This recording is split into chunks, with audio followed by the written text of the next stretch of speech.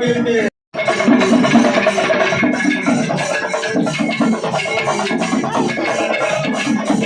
அரசியல் பிரமுகர்கள் பாதுகாப்பு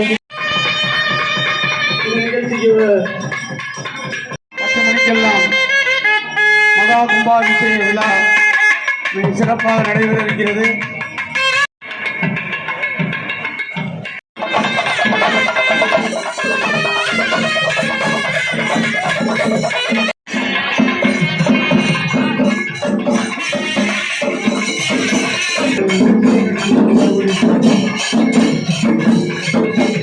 அழைக்கிறான்.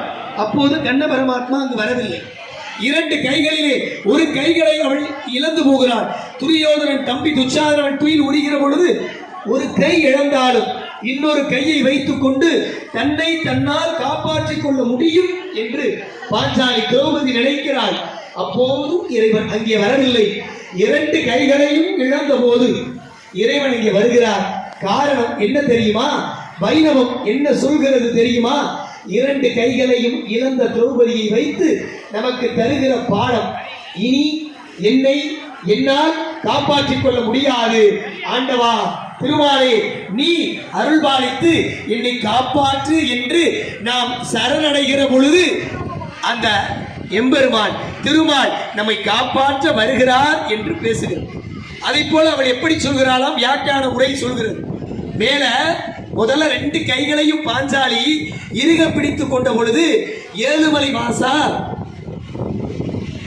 வருகிறவர்கள் குடமுழுக்கு நிறைவு பெறுகிற வரை யாகசாலைக்குள் செல்லக்கூடாது என்பதை நாங்கள் பணிவன்போடு தெரிவித்துக் கொள்கிறோம்.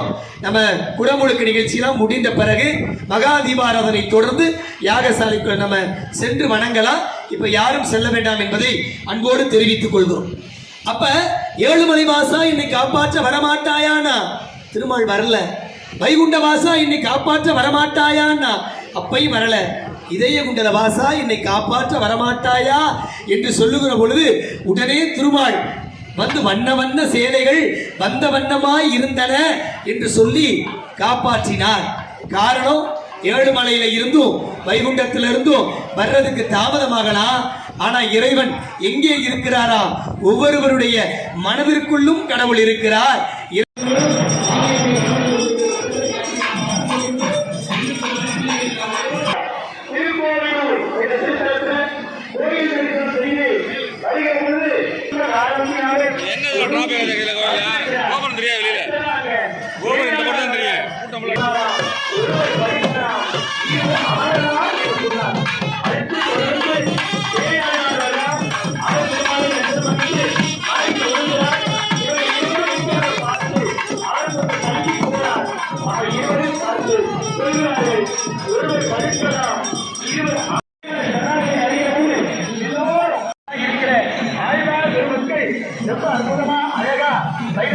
சொல்லி இருக்கிறாங்க.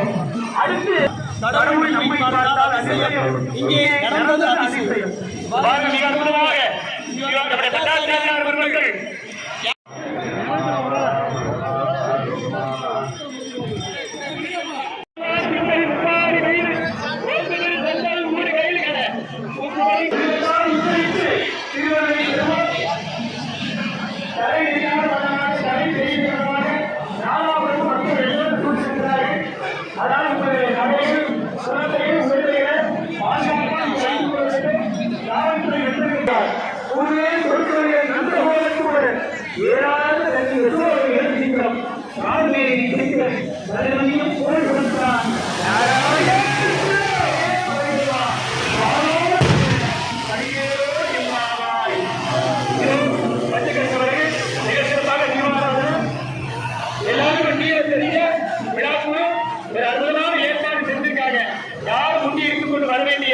அவசியம் இல்லை.